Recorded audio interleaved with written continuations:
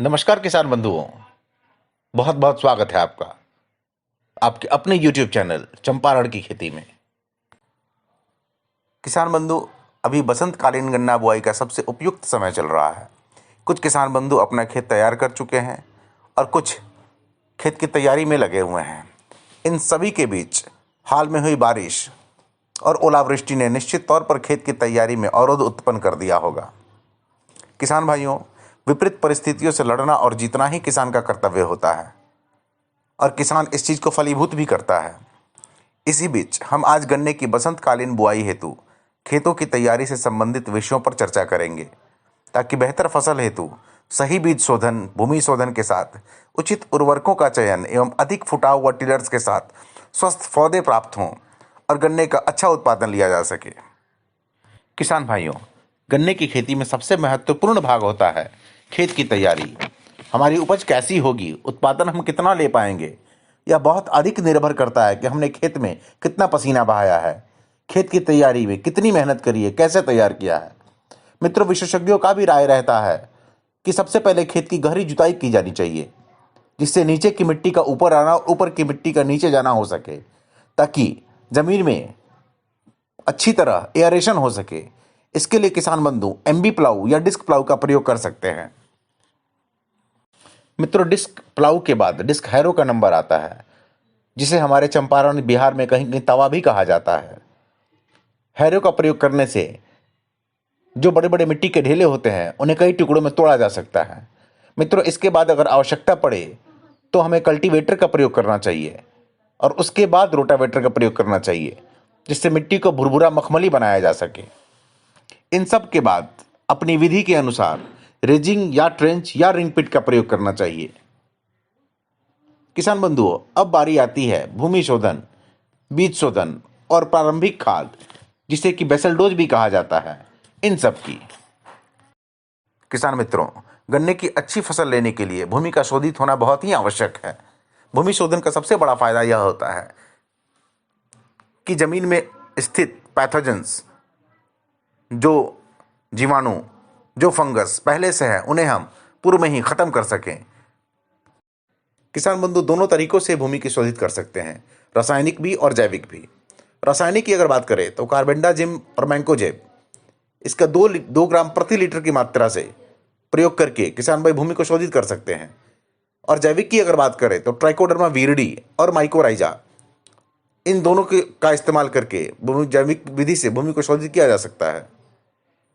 इसके साथ waste decomposer का प्रयोग भी काफ़ी बेहतरीन रिजल्ट लेकर आता है। मित्रों, वेस्ट डिकम्पोजर पर एक हम अलग सीरीज शुरू करने वाले हैं। वेस्ट डिकम्पोजर खुद में एक क्रांति है।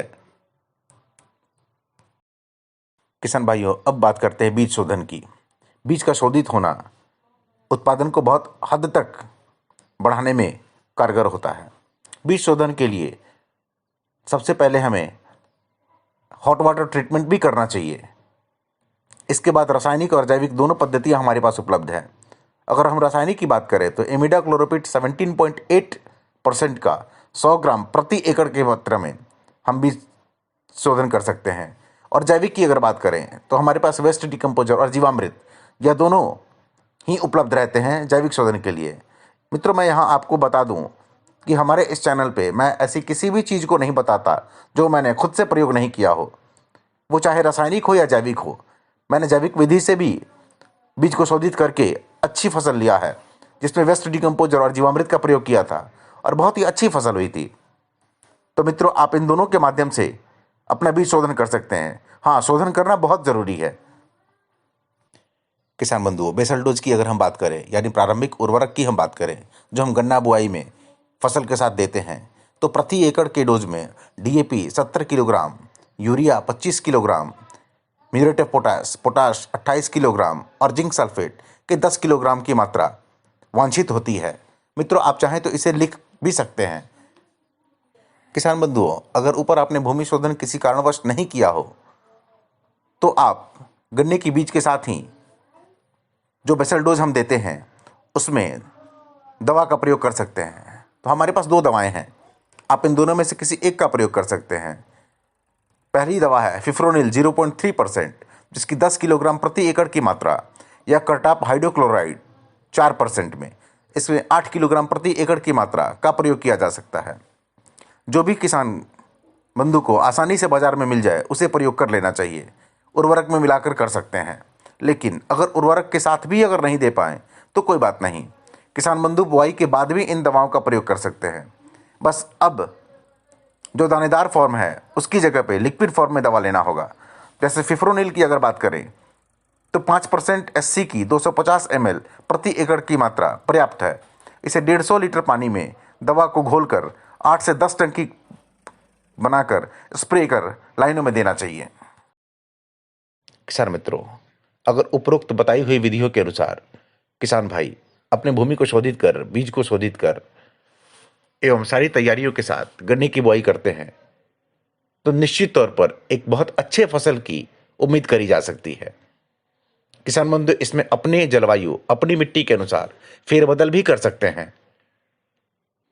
किसान मित्रों, पुनः आपसे निवेदन है, अगर आप हमारे इस चैनल पे पहली बार हैं तो चैनल को अवश्य सब्सक्राइब करें एवं बेल आइकन दबाना ना भूलें। अपने इष्ट मित्र और किसान मित्रों से शेयर जरूर करें। धन्यवाद, आभार आपका।